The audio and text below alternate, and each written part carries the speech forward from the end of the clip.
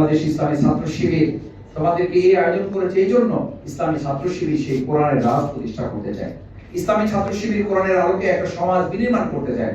ইসলামী ছাত্র শিবির সেই কোরআনের আলোকে একদল মানুষ দক্ষ যোগ্য করে গড়ে তুলতে চায়, যারা এই কোরআনে হাফেজদেরকে কাজে লাগিয়ে তাদেরকে ধারণ করে আমরা কোরআনের একটা সমাজ যেন গড়ে তুলতে পারি। ইসলামী ছাত্র শিবিরের জন্য আপনারা সবাই দোয়া করবেন। তোমরা কোরআন যারা ধারণ করেছো, আজকে সৌভাগ্য হতো এই কোরআন ধারণ করা একজন মানুষের মর্যাদা যেমন বেড়েছে, সেই জন্য রমজানে বলা হয়েছে শাহরুর রমাদান, যে রমজান কিছুদিন আগে আমরা পার করে এসেছি।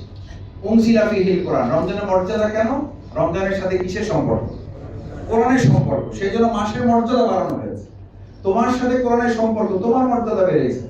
এই কোরআনের সাথে যদি পিরোজপুরের সম্পর্ক বাড়ে, এই কোরআনের সাথে যদি বাংলাদেশের সম্পর্ক বাড়ে, তাহলে পিরোজপুর বাংলাদেশের মর্যাদা বাড়বে না কমবে? আজকে আমাদের মর্যাদা কোথায়? সব দিক থেকে বাংলাদেশ, আমরা শুধু বলতেছি উন্নয়নের রোল মডেল, আর সব সূচকে আর দশকে হিসাব করে দেখা যায় যে আমরা শুধু নিচে দিকে নামতেছি। এই কারণে যে আমরা উপরে ওঠার সিঁড়ি বাইছি ঠিকই, কিন্তু সিঁড়ি বেয়ে আমরা উপরে উঠতে পারছি না।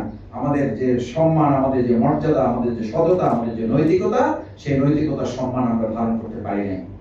সায়েন্স সে ভালো পারে, সে যখন বায়োলজি ভালো পারে, তখন ইন্টারমিডিয়েটে ওঠার পর কিংবা 9 যাওয়ার পর তখন চিন্তা করা হয় যে না, তাকে ডাক্তার বানাবো কিংবা তাকে ইঞ্জিনিয়ার বানাবো, কিন্তু এরকম ক্যারিয়ার প্ল্যানিংটা অনেক পরে করা হয়। কিন্তু মা বাবা যাকে হাফেজ বানাবে, তাকে তার জন্মের আগে থেকেই ঠিক করে রাখে যে আমার এই প্রথম সন্তানকে হাফেজ বানাবো, অথবা আমার ছোট সন্তানকে হাফেজ বানাবো, অথবা এরকম যে গর্ভে যে আসতেছে তাকে আমরা হাফেজ বানাবো। এভাবে একজনকে মা বাবা অনেক আগে থেকেই স্বপ্ন দেখে।